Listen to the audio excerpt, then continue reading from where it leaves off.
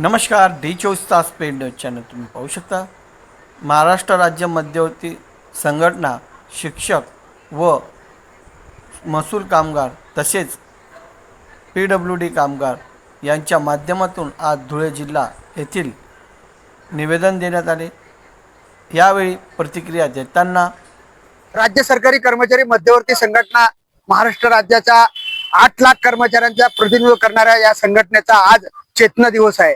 या आजच्या दिवशी या संघटनेची कामकाजाला सुरुवात झालेली कर्णिक साहेबांच्या नेतृत्वाखाली आणि त्या अनुषंगाने आम्ही हा 11 ऑगस्ट चेतना दिवस म्हणून राज्यभर राज्यव्यापी पाळत असतो आणि यावेळेस आम्ही ह्या चेतना दिनाच्या निमित्तानं मागणी दिन साजरा करत आहोत आणि या आमच्या काही ज्या प्रलंबित मागण्या आहेत त्याकडे राज्य सरकारचं लक्ष वेधित आहोत। यामध्ये सगळ्यात महत्वाचं की वेतन त्रुटी समितीमध्ये ज्या काही लिपिक संवर्गांवर इतर संवर्गावर जे अन्याय झालेला तो दूर करावा।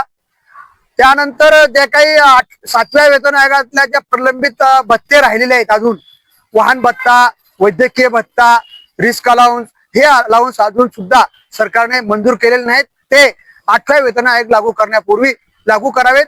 तसेच PFRDA कायदा केंद्राचा रद्द करण्यात यावा आणि सुधारित राष्ट्रीय निवृत्ती वेतन योजनेच्या संदर्भात सरकारने जो मागच्या वेळेस शासन निर्णय काढला त्याच्याबद्दल धन्यवाद आहे, परंतु अजून सुद्धा त्याच्यातल्या काही खाचाखोचा बाकी आहेत। त्या संदर्भात सुद्धा अजून काही मार्गदर्शन सूचना निघणं अपेक्षित आहे। त्याच्यावर सरकारने तात्काळ कार्यवाही करावी। कालबद्ध पदोन्नती आणि पदोन्नतीच्या प्रकरणे ज्या ज्या रिक्त पदे आहेत ती तात्काळ भरावीत अशा इतर मागण्यांच्या अनुषंगाने आणि 60 वर्षाचं सेवानिवृत्तीचं वय व्हावं या दृष्टीने ह्या आमच्या मागण्यांकडे आम्ही सरकारचं लक्ष वेधित आहोत। कर्मचारी एकजुटीचा, कर्मचारी एकजुटीचा जेलभरो आंदोलन करण्यात आले इंटक पक्षाच्या माध्यमातून देखील त्यामध्ये आपला सहभाग का झाला नाही, आपल्या संघटनेचा काय सांगणार? आम्ही त्यांच्या आंदोलनाला आमचा पाठिंबा होता, कारण की लगेच आमच्या 11 ऑगस्टला आंदोलन असल्यामुळे आम्ही त्याच्यामध्ये प्रत्यक्षरित्या सहभाग देऊ शकलो नाही, परंतु त्यांच्या आंदोलनाबरोबर आम्ही आहोत। त्यांच्या मागण्यांना आमचा पाठिंबा आहे। काय वाटत नाही विविध संघटना झाल्यामुळे शासनाला ज्या जसं पाहिजे त्या पद्धतीने बळ मिळत नाही, म्हणूनच शासन तुमच्या मागण्या दुरावर ठेवतं असं काय वाटतं? काय ना विविध संघटना वेगवेगळ्या पद्धतीने आंदोलन करतात, आपला मान्य वर्षापासून आपण आंदोलन करताय, तरी आंदोलनाचा परिणाम का शासनाकडे जाणवत नाही, काय सांगणार? आपलं म्हणणं अगदी रास्त आहे।